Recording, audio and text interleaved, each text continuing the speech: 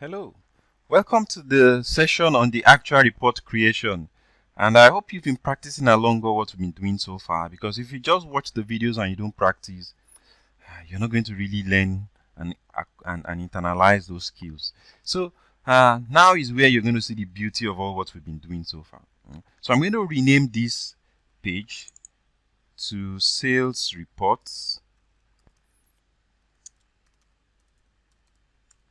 and I'm going to quickly try to create like the general look.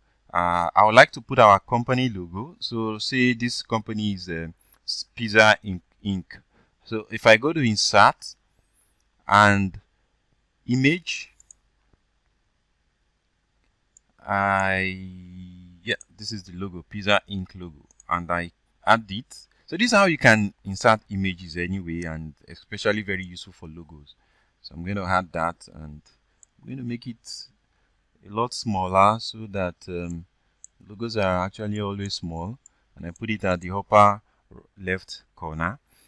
Then I also want to add one very important thing you'll be needing to add a lot to your reports are slicers. They allow you to be able to control the perspective the user can view, can see. So if I want to see sales for all of the branches, I want to see sales for just some particular branches, I want to see sales for all of the days, a particular year. So all those kind of things, it's slicers that make them possible.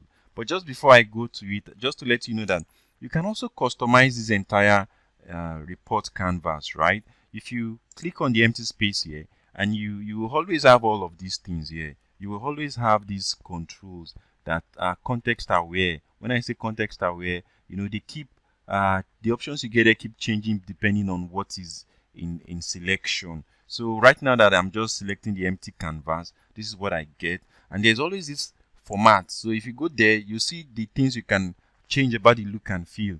So if I have a particular background I would like to, so if you've seen some people's reports where they used some backgrounds and you're like, whoa, this is awesome, how did they do this? It's just to come here and you either add an image as a background. Let me see if I have an image I can use to do a demo for us to see. In PowerPoint trainings that I do, I usually do have some images. PowerPoint training resource. Let me just look for a really nice image.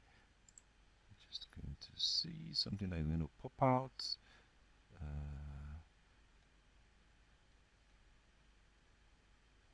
Let's use this. This looks nice. And once I had it, sometimes you might not notice until you come here and you decrease the transparency and you begin to see the image show, right? So if you like this, then great. This is how you achieve it. I'm not going to use an image. Also, if you've seen people use a different background, I'm not good with colors, right?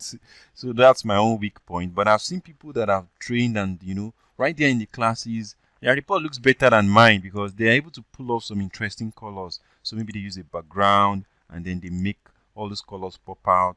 Whenever I try it, I just make the whole thing look horrible. So I don't do it unless maybe the user or the client has given me what kind of colors they like. Then great, I know what to click to change the colors. But then again, this is where they make that happen. And if you want to change, this is recommended. But then if you have for whatsoever reason you want to change the shape of the canvas of the report page, you want it to look like an A4, maybe now letter, right? Like you want it to tooltip. I don't know what that does, but then you see what it has done. It looks a bit more like 3 to 4 or what.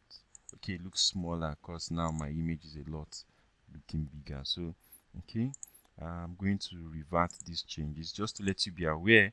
And then there's custom where you can specify the length and width. So if you have your own particular sizes you want, maybe you want the height to be like 1000 to 100, so you want the width to be, I don't know, maybe 800. You can specify and you begin to customize the size of the canvas. I'm going to change this back to the default because the default is good for most reports. Okay, so back to the filter. So For anything I need to add that is going to be like an analytics, or that's going to relate with the data that I've brought in, then you will add them from visuals. So if you are lucky that the visual that you want to use, or the thing you want to do, can be done by the visuals that are inbuilt in Power BI, that is great. And this is the field slicer I'm talking about. But if it's a case where what you want is not here, there's always like an app store, which, if you come to these ellipses and you click on app store, you can be able to browse through a larger collections of very interesting visuals that you might find useful, and better able to portray the analysis you want to carry out. So let me just wait for it to pop up, and then I'll close it just so you will see what I'm saying. So you see, there are very interesting ones. If you have seen people use if this is a slicer that lets you collapse, so I can have like continents. Then if you pick like Europe, the thing expands to all the countries in the continent. So maybe a company in multiple continents. It could be like states and regions. It could be like product categories and the SKUs and the products themselves.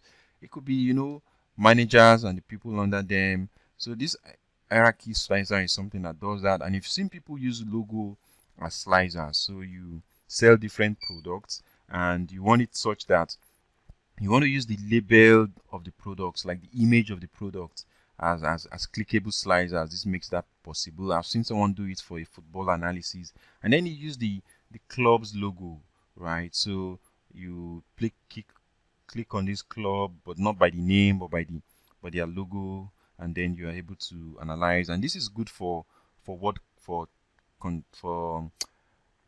sentiment analysis. So if you have things where people are writing comments and you want to just pop out in really big sizes the keywords people keep mentioning, so whether they are good or they are bad, or what are the problems that you need to let management be aware of. And then, again, you can just scroll through this to have an idea of what they all do. If there's anyone that you like and you just want to see some extra information about how they work, if you click on it, you will see some additional information about how to use it. You can read about what it does, and that is it. So I'm going to close this. We're going to focus more on the inbuilt ones because they are powerful in themselves. There are about 29 of them, and that's a lot. Okay, Excel just has like 18 marks, so, and we do a lot with Excel. So this, with just these ones, you can do an awesome lot. So I'm going to add the slicers, right? So this is what I call the slicer. They are one of those things you want to use. You will even had first by my own analysis experience. They are the ones I had first because that's where I begin to control the user experience. So I'm going to say that I want you to be able to pick a branch. Now this is very interesting. The branch that we are talking about, right? This branch is available in 3 different files. There's branch in sales data, there's branch in branch data, there's branch in sales. Which of them am I going to use? This is where you have to remember how you've done your relationship here. So you pick from the one that can talk to everybody, the one that is like up there in terms of this communication hierarchy. If I pick branch from here can talk to this, can talk to this. But unfortunately, it cannot talk to branch data here because this cannot talk back here, right? Similarly, if I pick branch here, it can talk to this, can talk to this. There's no branch here anyway. It can talk to this, but it can't talk back here. So, but if I pick branch here, it can talk to this, can talk to this, right? So I'm going to pick the one that can, control every other thing. So I'm picking branch from here.